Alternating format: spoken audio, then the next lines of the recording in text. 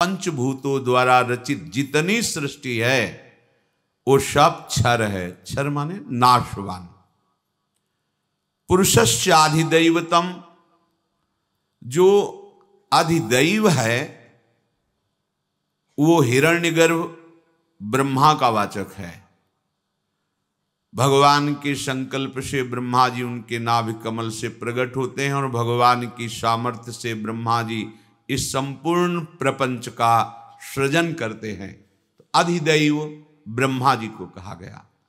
अधियज्ञो मेवात्र देहे देह भृतांबर, हे देहधारियों में श्रेष्ठ अर्जुन, इस देह में मैं अंतर्यामी रूप से विराजमान हूं, अधियज्ञ हूं। अर्थात सबके हृदय में भगवान विराजमान है। भगवान के वास का स्थान हृदय देश बताया गया है। सहस्त्र शीर्षा पुरुषाः सहस्राक्षा सहस्त्रपाद सभूमिग्वं सर्वतः प्रत्वात्यतिष्ठत् दशांगुलम। नाभि से 10 अंगुल नाप लो, जो जगह आती है उसमें भगवान विराजमान है, हृदय देश में। सबके हृदय अछत विकारी, निर्विकार भाव से सच्चिदानंद भगवान हृदय देश में ही विराजमान है। ईश्वरः सर्वभूतानां हृदि सन्निविष्टः, समस्त देहधारियों के हृदय में भगवान विराजमान है। सर्वस्य चाहम हृदय सन्निविष्टो, ईश्वरा सर्वभूतानां हृदय देशे अर्जुन तिष्ठति।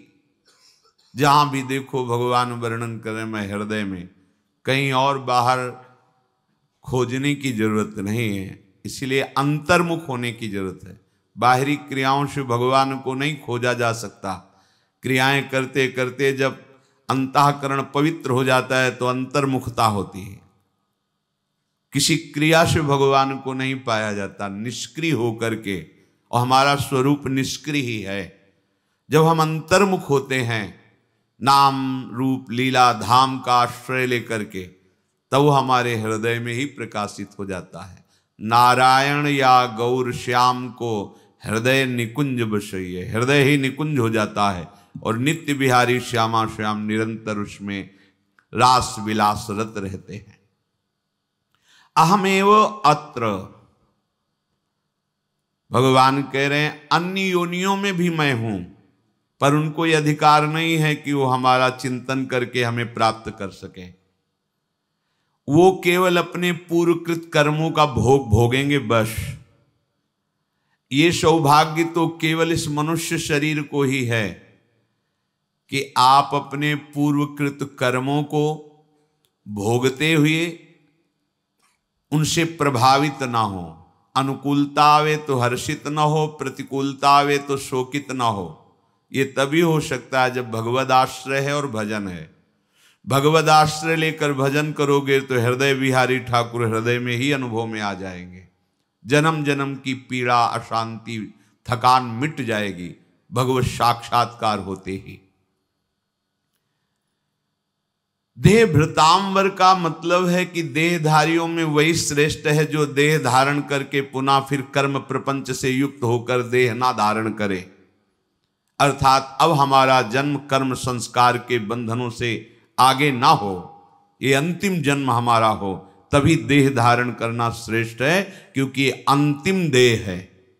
83,99,999 योनियों के बाद ये मनुष्य योनि है। इस मनुष्य योनि के बाद फिर तुम्हें गिरना पड़ेगा नीचे की योनियों में। बहुत ऊंचाई पर चढ़ गए हो, अब यहां से हमें मुक्त होने का अवसर है साधन धाम मोक्ष कर द्वारा। तो श्री भगवान कह रहे हैं मैं ही ब्रह्म हूं। पहले तो अलग अलग वर्णन किया, मैं ही ब्रह्म हूं, मैं ही अध्यात्म हूं, मैं ही कर्म हूं, मैं ही अधिभूत हूं, मैं ही अधिदैव हूं, मैं ही अधियज्ञ हूं। कहने मात्र के लिए ये शब्द हैं, केवल मैं ही मैं हूं। बस इतना जहां समझ लिया, सब प्रभु हैं। आपके संचित जितने कर्म सब भस्म हो जाएंगे, इसका प्रभाव है। जे ही आप ये जान गए कि सब कुछ ये अंदर की बात, बुद्धि से नहीं, वाणी से केवल नहीं, अनुभव, वासुदेवाश्वरमिति। सब कर्म संस्कार भस्म हो गए। अब उसके अंतिम निर्णय में कोई संशय नहीं रहा, क्योंकि मदभावा, वो भगवत भाव को प्राप्त हो गया। सब जगह प्रभु है। इसलिए आगे भगवान कह रहे, अंत काले च मामेव स्मरन् मुक्त्वा कलेवरम यह प्रयाति मद्भावम यात्रि नास्त्यत्र संशयः। हे अर्जुन, जो मनुष्य अंत काल में मेरा स्मरण कर लेता है, वो शरीर छोड़कर सीधे मेरे को प्राप्त होता है। वो मेरा स्वरूप हो जाता है, मेरे को प्राप्त कर लेता है। याति नास्त्यत्र संशयः, इसमें बिल्कुल संशय मत करना। ओ भगवान कृपा करके बता रहे, संशय मत करना, क्योंकि जीव का स्वभाव है ना संशय कर लेना। इसलिए भगवान इस श्लोक में कह रहे, मदभावम याति नास्त्यत्र संशया, तुम्हें अन्य अब कोई संशय मिलाने की जरूरत नहीं है। अंत काल में मेरा स्मरण करते हुए जो शरीर छोड़ता है, इसका तात्पर्य हुआ कि जीवन तुम्हें भगवान की प्राप्ति के लिए मिला है। अब तुमने बाल्यावस्था खेल कूद में व्यतीत कर दी, और जवानी में एक भूत चढ़ता है भोगों का, जौवन ज्वर के नहीं बलकावा। ये जवानी का बुखार बड़े बड़ों को चढ़ जाता है। बड़े बड़ों का तात्पर्य है बड़े अच्छे साधकों को भी ये बुखार परमार्थ से भ्रष्ट कर देता है। जवानी चली गई, प्रमाद स्थिति में कुछ भी परमार्थ किया नहीं। अब उसे सत्संग के द्वारा पता चला कि अरे, इस जीवन को तो मैंने नष्ट कर दिया, और इस जीवन का उद्देश्य है भजन करके भगवत प्राप्ति करना। तो अब जितना समय तुम्हारा बच रहा है, उतना समय प्रभु में लगा दो, तुम्हें संशय करने की जरूरत नहीं, भगवत प्राप्ति हो जाएगी। ये बात समझ लो। ये बहुत छूट दे रहे हैं भगवान कि अब जैसे जो प्रपंच में समय व्यतीत हो गया 60-70 वर्ष की अवस्था, अब क्या करूं, अभी चांस है, अभी भगवत प्राप्ति हो सकती है। अभी आप संकल्प करो, दृढ़ निश्चय करोगे, अब नहीं, अब नहीं, अब केवल भगवत प्राप्ति, अब बस एक ही सौदा होगा, प्रभु से मिलना। अब अपनी श्वासों का सौदा भोगों के चिंतन में नहीं देंगे। बस अपने को असमर्थ समझकर मेरा आश्रय लेकर जीव ही मेरे भजन में लगेगा, तो चाहे जितने मिनट हो उतने में भगवत प्राप्ति हो जाएगी। बहुत बड़ी छूट है, ये भगवान की तरफ से बहुत बड़ी छूट है। मामेव स्मरण, यदि ये बहुत अंतर की बात है, कोई आपके आसपास जीव मर रहा हो या कोई शरीर छोड़ रहा हो, मनुष्य शरीर, बिल्कुल आपके परिचय का नहीं, बिल्कुल आपको किसी भी तरह से वहां नहीं जाना चाहिए, ऐसा भी हो तो भी जाए, और वहां कोई सुने ना सुने उसके कान में पहुंच जाए, इतनी दूर से भी आवाज दे दो, राधा राधा राधा राधा, बस चले आओ।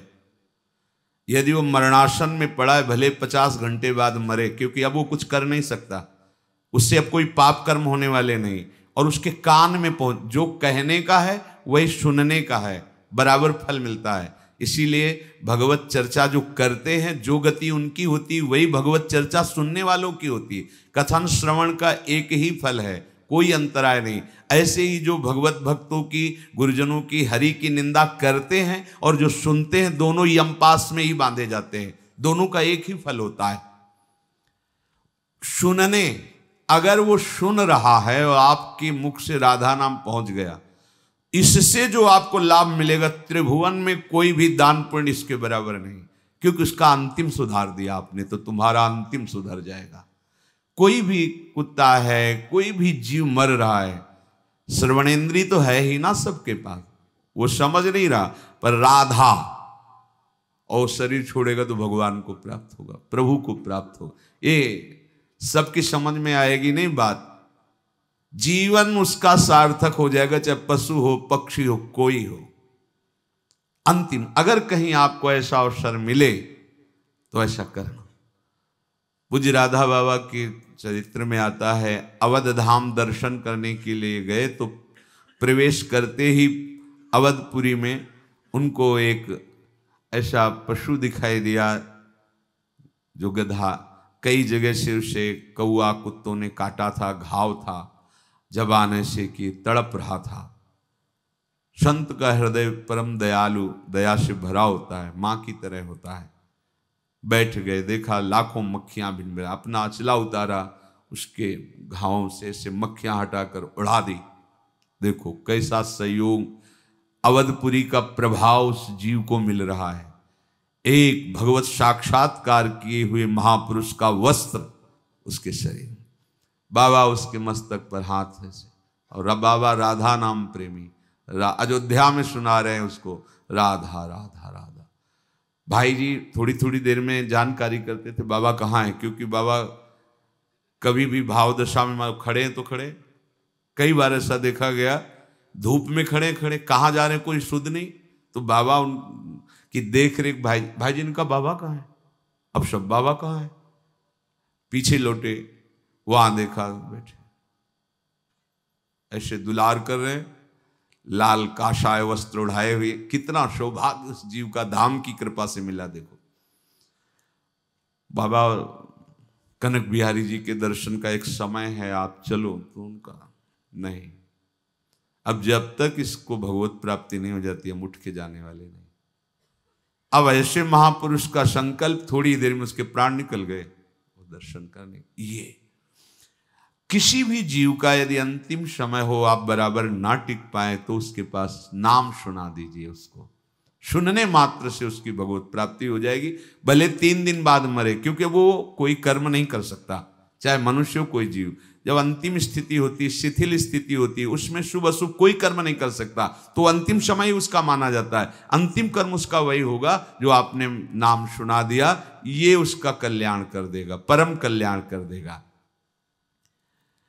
श्री भगवान कहते हैं कि जिन्होंने पूर्वाभ्यास किया है भजन का, जैसे लगे हो आप सब भजन मार्ग में, तो अंत काल में उसकी स्मृति की वृत्ति अभ्यासवत आएगी ही आएगी। यदि नहीं आ पाती किसी कारणवश, मूर्छावश, भयानक कष्टवश, और कोई और याद आता है, कोई मनुष्य, कोई पशु पक्षी, तो जीवन भर भजन किया है तो उस रूप को हटा के भगवान प्रकट हो जाते हैं। मान लो उसके ध्यान में कोई पशु आ गया, तो पशु का पर्दा हट जाएगा और भगवान वहां विराजमान। अंत का कह रहे हैं मत संशय करना, क्योंकि जीवन भर मेरा भजन किया, अभ्यास किया है। तो आप कह सकते हैं कि वो भरत जी का चरित्र ये उदाहरण के लिए दिया है। भरत जी पहले ही मोक्ष पदवी को प्राप्त महापुरुष हैं, क्योंकि भगवान ऋषभ देव जी के अंश से प्रकट हैं, परम अंश पहले ही है। भगवान जगत शिक्षा देने के लिए अपने समान महापुरुषों के साथ ही लीला करते हैं। जैसे नारद जी को ब्याह के लिए व्याकुल हो जाना, नारद जी में कहीं भी स्वप्न में कहीं भी किंचन मात्र कभी कोई विकार जागृत नहीं हो सकता, क्योंकि वो भगवान के साक्षात स्वरूप है। पर लीला जब होती तो समान स्थिति वालों के साथ ही वो लीला होती। तो प्रभु ये करके हमें शिक्षा देते, अन्यथा जो भगवत साक्षात्कार किए हुए महापुरुष हैं उनमें किसी भी विकार का कभी भी कहीं भी प्रवेश नहीं हो सकता। नहीं तो फिर भगवत साक्षात्कार का मतलब क्या रहा? अगर भगवत साक्षात्कार के बाद भी काम परास्त करता है तो इसकी महिमा क्या रह गई भगवत साक्षात्कार पर? ये तो भगवान के अवतारों में गणना होती है नारद जी की। तो इसका मतलब है भगवान अपने आप से लीला करके हमें उपदेश करते हैं कि ये विकार बहुत बलवान है, अहंकार मत करना। मदभावम, जीवन भर मेरे भाव में रहा, अंतिम समय उसको कोई भी रूप आ जाए तो श्री कृष्ण रूप हो जाएगा। ये आंतरिक बात है, वो भगवत स्वरूप को भी प्राप्त होगा। ऐसा नहीं कि अंतिम समय कोई और रूप आ गया और वो वही बन जाएगा, नहीं। क्योंकि मदभावम, वो जीवन भर भगवान के भाव में रहा कि चराचर जगत भगवान का स्वरूप है। भले साक्षात्कार नहीं हुआ पर उसने अभ्यास किया है तो अंतिम समय उसका वो भाव कि सब भगवान का, अब सब भगवान का स्वरूप उसे दिखाई देगा। चाहे चिड़िया आवे, चाहे कोई भी आप वस्तु पदार्थ, वो तत्काल भगवत स्वरूप होगा और उसको परम पद की प्राप्ति होगी। ये आंतरिक बात है। भगवान की उपासना करने वालों के अंतिम समय में भगवान जब देखते हैं कि स्मरण करने लायक नहीं रह गया है, इसके यंत्र जो करण हैं सब विक्षिप्त हो रहे हैं, मूर्छित अवस्था को, तो भगवान स्वयं उसके हृदय में स्मृति रूप से स्फुरित हो जाते हैं। पीछे भी वर्णन हुआ है। चाहे वो किसी भी भाव का उपासक हो, प्रभु की किसी भी भाव का उपासक हो, भगवान का स्मरण करके शरीर छोड़ने वालों को तो भगवान की प्राप्ति होती ही है, पर जीवन में भजन नहीं किया है, वो अंतिम समय भगवान का नाम आ जाए किसी बहाने से, या सुनने को मिल जाए, या ऐसा भी किया जा सकता है।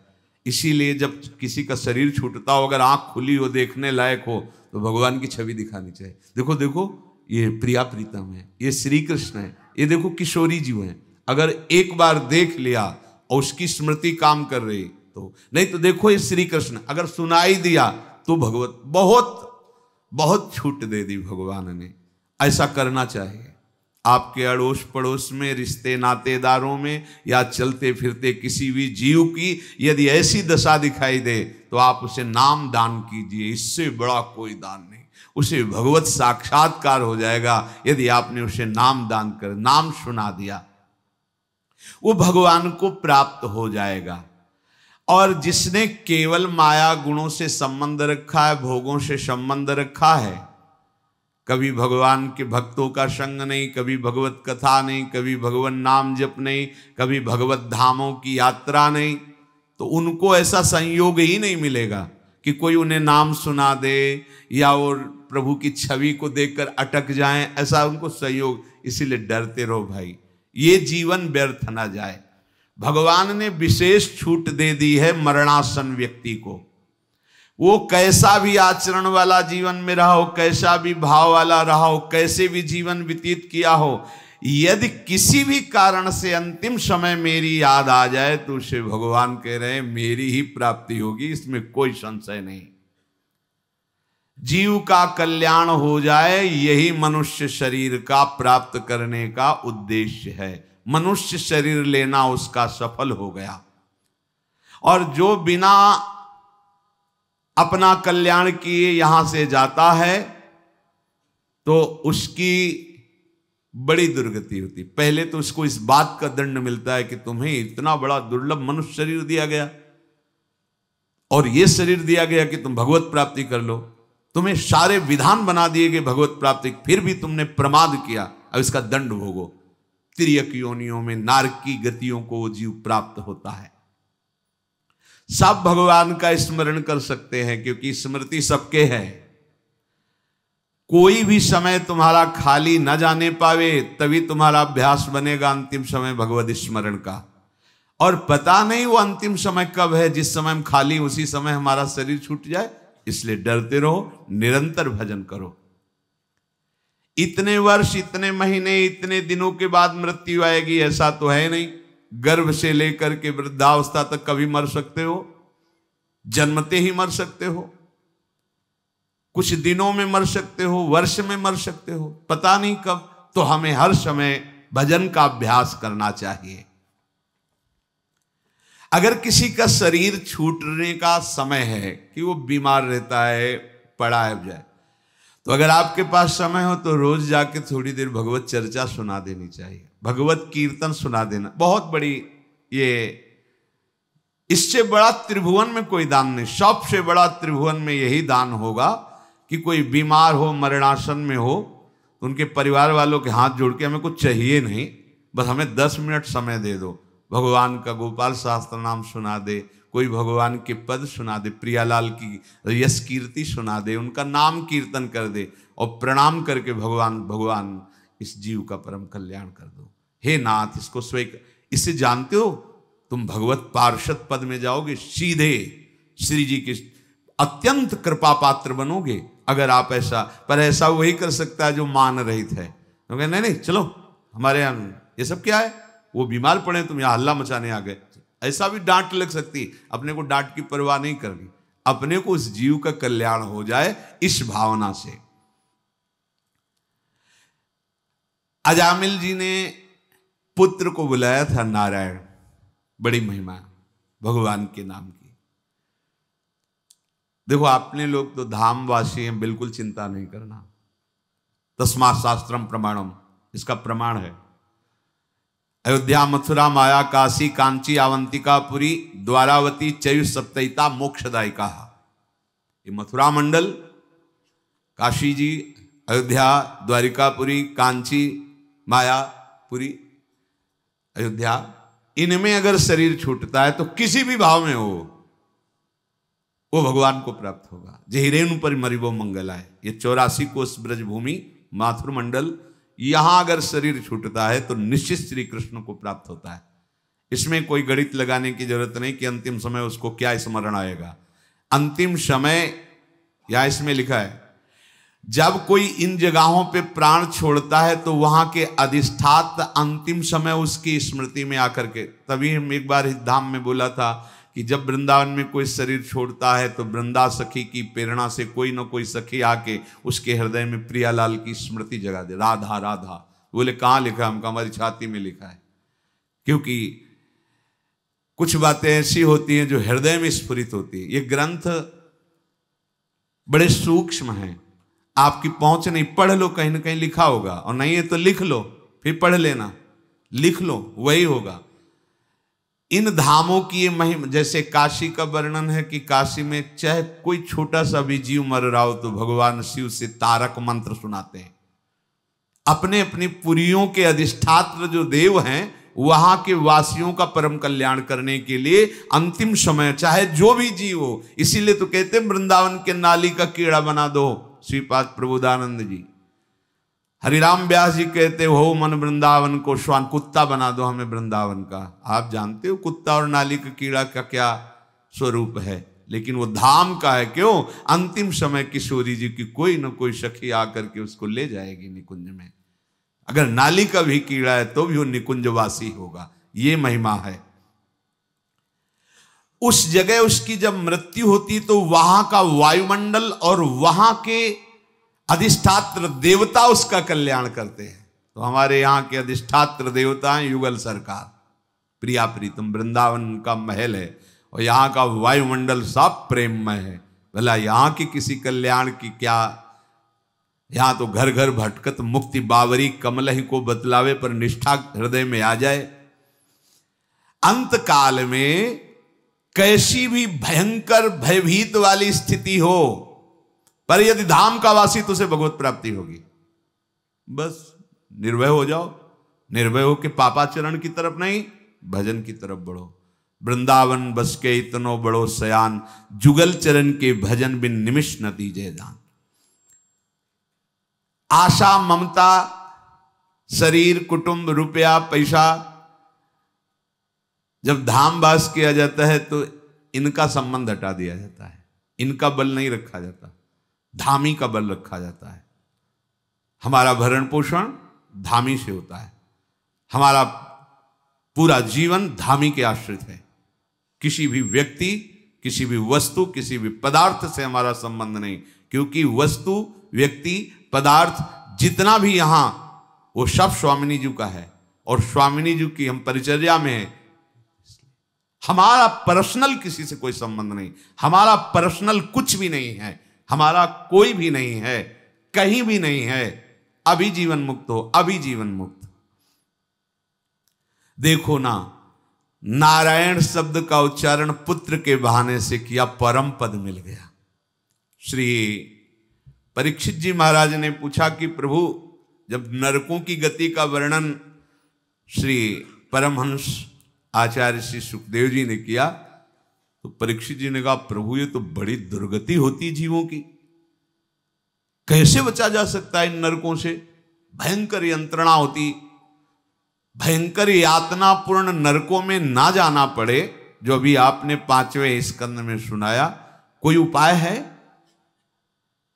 वो कहा तस्मात् पुरैवास्मिः पाप निष्कृतौ यतेत मृत्युरविपद्यतात्मना दोषस्य दृष्ट्वा गुरुलाघवं यथा भिषक चिकित्सेत रुजाम निदानविद।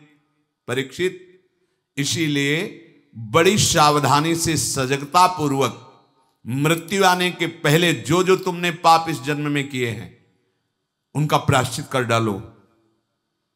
पूर्व जन्म में जो जमा हुआ पाप है उनको नाश कर डालो, नहीं फिर दुर्गति कर देंगे। जैसे रोग के प्रारंभ में ही मर्मज्ञ चिकित्सक का आश्रय लेकर रोगों का नाश कर देते हैं, ऐसे ही मर्मज्ञ भागवतिक महापुरुषों का आश्रय लेकर के निष्पाप हो जाओ, नहीं तो निश्चित नरक भोगने पड़ेंगे।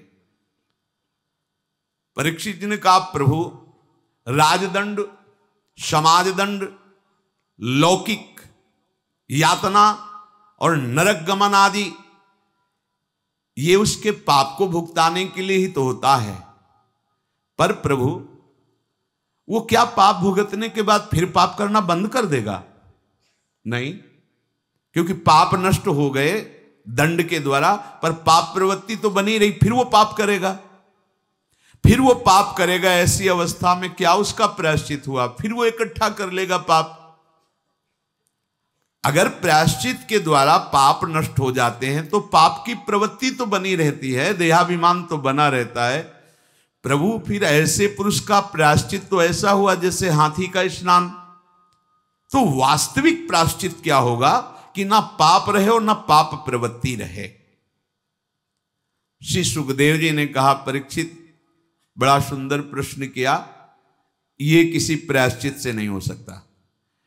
कर्म के द्वारा कर्म बीज का नाश नहीं हो सकता, ये श्री शुकाचार्य जी के वचन है। क्योंकि कर्म अज्ञान की धरा में होते हैं। जब अज्ञान की धरा होती तो कुछ अच्छे कर्म होते हैं, कुछ बुरे कर्म होते हैं, और ये होते ही रहेंगे तो कैसे प्रपंच से वो निवृत्त हो पाएगा? हां, जो केवल सुपथ्य का सेवन करे, वैद्य की आज्ञा के अनुसार चले, कुपथ्य सेवन न करे, तो रोग धीरे धीरे फिर नष्ट हो जाएगा। वैद्य है सदगुरुदेव, सुपथ्य है उनका बताया हुआ उपासना मार्ग, और कुपथ्य है जो निषेध किया गया उसे स्वीकार न करो, तो ये भवरोग नष्ट हो जाएगा। पाप और पाप के सारे जो प्रवृत्तियां हैं कराने वाली, वो नष्ट हो जाएंगी। जैसे बांसों की झुरमुट में लगी आग पूरे बांस के वन को ही जला देती है, ऐसे ही श्रद्धावान विश्वासी उपासक जब गुरुदेव का आश्रय लेता है तो ब्रह्मचर्य, तपस्या, इंद्रिय दमन, मन की स्थिरता और बाहर भीतर की पवित्रता और निरंतर भजन, इनके प्रभाव से सारे पाप और पापों की प्रवृत्ति का नाश कर देता है। प्रभु की शरणागति में कोई बिरले ही इस आज्ञा के अनुसार चल पाते हैं।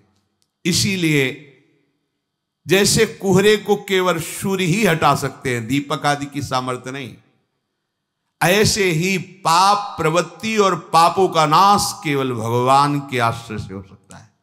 गुरुदेव की आज्ञा में रहकर भगवत भजन करते हुए निष्पाप, अरे आप निष्पाप क्या, दूसरों को निष्पाप, मम भक्ति युक्तो भुवनम पुनातु, भुवनों को पावन करने की सामर्थ्य आ जाती है। पापी पुरुष की जैसी शुद्धि हरि को आत्मसमर्पण करने से और भक्तों का संग करने से होती है, वैसी किसी भी तीर्थ, अवगाहन या तपस्या आदि से नहीं होती है। पापी पुरुष की जैसी शुद्धि भगवान को आत्मसमर्पण करने और उनके भक्तों का संग करने से होती है, ऐसी किसी तपस्या या तीर्थ अवगाहन आदि से नहीं होती। जगत में बड़ा गूढ़ मार्ग है भक्ति पंथ, ये सर्वश्रेष्ठ है, इसमें गिरने का भय नहीं है भक्ति पंथ में, क्योंकि करो सदा तिनके रखवारी, जिम बालक राखे महतारी।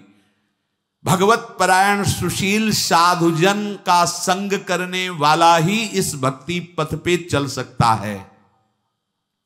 परीक्षित, जैसे शराब से भरे घड़े को गंगा जल रखने पर भी उसे पवित्र नहीं माना जाता।